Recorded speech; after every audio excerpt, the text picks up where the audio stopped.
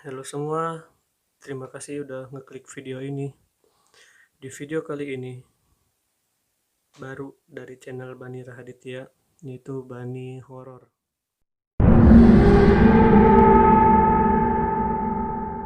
Jadi, di sini gua kemarin ada sebuah cerita tentang seseorang yang mendaki bersama wanita haid di Gunung Manglayang, kesurupan, dan katanya tendanya pindah sendiri.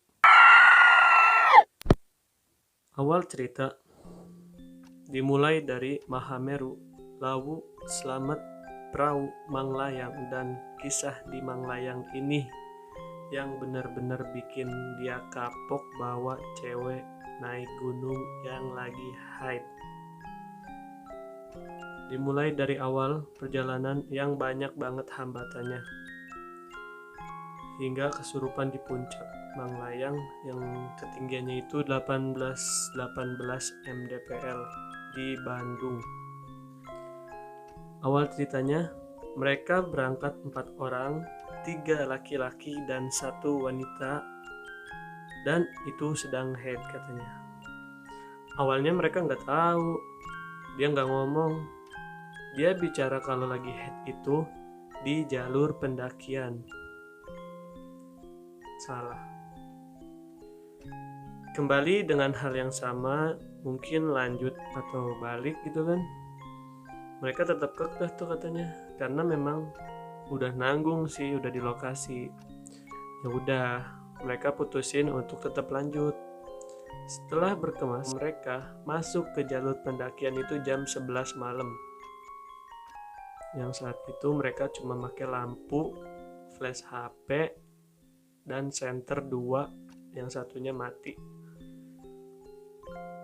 Maaf, emang dari awal kan udah dijelasin persiapannya, katanya sudah terlalu memaksakan. Dan si pencerita ini nih memutuskan untuk di belakang, perempuan di depan saya dan sisanya di depan. Jadi posisinya itu perempuan di tengah-tengah laki-laki dan belakangnya laki-laki. Emang seharusnya seperti itu sih dalam pendakian. Sewaktu perjalanan, sebenarnya mereka udah ngerasa nih ada yang gak beres. Kok jalurnya beda? Kenapa perkebunan bukan jalur pendakian yang biasa? Karena setahu gue itu Manglayang itu awalnya sawah, habis itu baru jalur pendakian. Ya pinggir-pinggirnya mungkin hutan. Karena juga mereka nih, si orang ini nih udah pernah kesana 5 kali, dan dia tuh saat bingung kayak gitu, dia putuskan untuk berhenti dan mengecek jalur. Ternyata bener, mereka salah jalur. Dan dia ini menyarankan untuk terus melipir ke sebelah kiri karena posisinya itu mereka terlalu ke kanan dikit lagi, karena ketemu jalur pendakiannya itu di sebelah kiri. Setelah kurang lebih 1 jam, temen perempuan yang lagi headnya ini nih berhenti untuk istirahat, katanya break. Oke, mereka istirahat deh. Kata si perempuannya ini, bahasa Sunda ya, kurang teh kermen, jadi leles nyantainya. Dan kata dia artinya itu, aku tuh lagi jadi lemes, nyantai aja ya, katanya gitu. Dan temennya ini bingung mau ngapain, bingung harus ngapain. Kenapa nggak bilang dari awal? Kenapa bilangnya itu pas lagi di jalur pendakian? Nah, dia berpikir positif. Ya udahlah, nggak apa-apa, pikir positif aja selama pendakian ini. Setelah beberapa menit kita lanjutin perjalanan, dengan hal-hal aneh dan suara-suara aneh yang saya dengar di belakang dan di samping saya, tetap berpikiran positif. Bagus. Mereka tetap berpikiran positif walaupun di depan, di belakang, di kiri kanan itu mereka mendengar hal-hal aneh, karena itu tuh emang ya namanya di gunung bukan tempat mereka. Jadi ya mungkin ada aja yang kayak gitu. Dan sebenarnya nih yang dengerin itu dia pengen cerita sama teman-temannya, tapi mungkin dia udah pinter nih, jangan ceritakan hal-hal aneh selagi lu mendaki, nanti aja ceritanya waktu udah balik ke rumah. Sesampainya mereka di puncak sekitar jam setengah 2. Perjalanannya itu emang sih antara 2-3 jam. Emang lokasinya itu bisa langsung bikin tenda di puncak. Di sana mereka bikin hanya ada 2 tenda untuk lokasi mereka bawa tendanya. Setelah tendanya terpasang, langsung deh mereka bergegas masuk ke tenda. Apalagi nih wanita nih kecapean karena lagi head.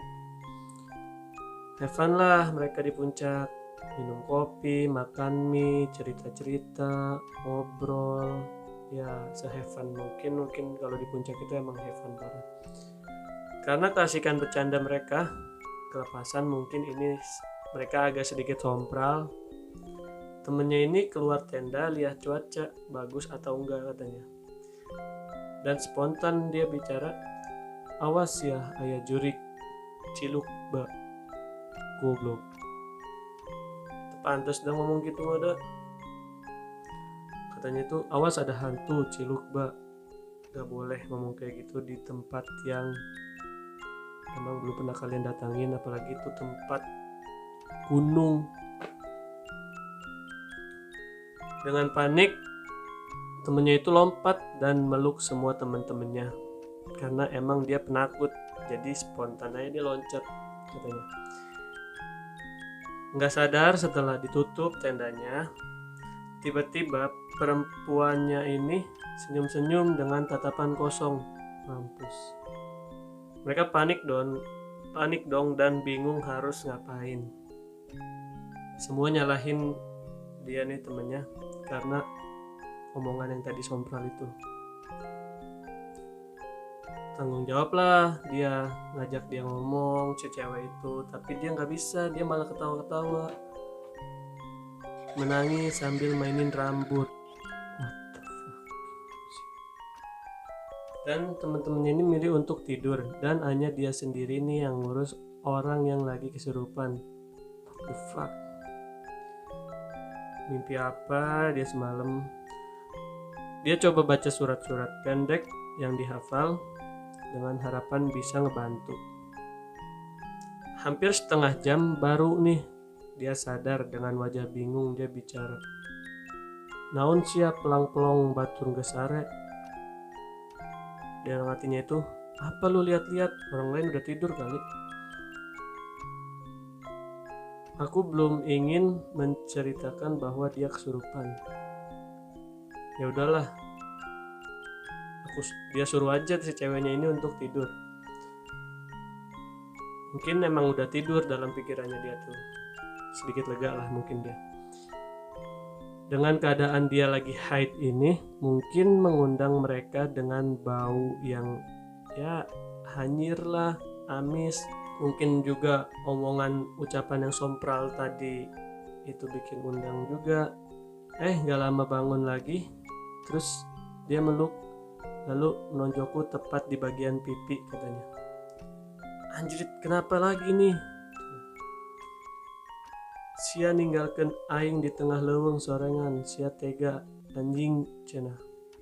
Lu ninggalin gua sendirian di hutan. Lu tega anjir. Lah, dari tadi aku di tenda ngurusin kamu, ketawa ketiwi nangis. Ninggalin apaan? Bingung dah tuh dia cowok. Mampus. Dia bingung tuh, si perempuan itu masih nyangkanya teman-temannya itu ninggalin dia sendirian di hutan. Terus teman-teman yang lainnya kebangun dengan santainya, masih can beres keneh wae cenah. Masih belum selesai juga katanya. Dengan nada agak keras saya menyuruh mereka bangun dan bantu saya. Akhirnya mereka ngebantu dia nih, temen cowok ini. dan mereka bangun, saya putuskan untuk bermain sebuah game agar suasananya tidak terlalu mencekam dan lebih nyaman, dan si cewek ini nggak bengong lagi. Dan oke lah, semua sudah membaik dengan bermain game ini. Gak kerasa pagi sunrise pun udah muncul, dan mereka siap-siap untuk keluar dan melakukan hal mainstream, yaitu foto-foto, bikin video untuk foto Instagram. Setelah semua keluar tenda, kami baru sadar katanya, tenda yang kami bangun berpindah posisi sekitar 5 meter. Padahal alat masak waktu semalam tepat berada di depan tenda. Dan ada lubang bekas kayu bakar di sampingnya. Tapi tenda kami tepat ada di belakangnya sekitar 5 meter. What the fuck? Siapa yang bisa mindahin dengan tenda yang di dalamnya itu ada orang tanpa. Sekitar jam 8 singkat ceritanya, mereka putusin untuk balik. Mereka bongkar tenda. Sudah itu mereka lanjutin perjalanan pulang ke base camp. Di sini semuanya aman, terkendali, dan teman perempuanku udah bisa cerita lagi. Jadi si perempuan ini adalah mantan pacarnya si laki-laki ini. Makanya selama perjalanan dia dekatnya sama dia doang, karena emang teman mantannya. Dia titip pesan, semua tempat pasti ada penunggunya. Emang. Dan udah ada jalan ceritanya masing-masing, sejarahnya masing-masing. Jadi yang udah terjadi ya udah kita jadiin pelajaran semuanya. Pesan dari gua, di gunung jangan sompral, jangan macem-macem, jangan berbuat yang tidak disenangkan. Harus selalu hati-hati, harus selalu sopan, harus selalu permisi, karena itu bukan tempat kalian. Itu kita kesana bertamu. Terima kasih udah dengerin cerita yang sedikit horor ini. Banyak sih horornya. Dan ingat pesan gua, kalau naik gunung patuhi semua peraturan, jangan sompral, sopan, santun, ikuti peraturan yang sudah dibuat. Terima kasih, sekian dari gua. Thank you.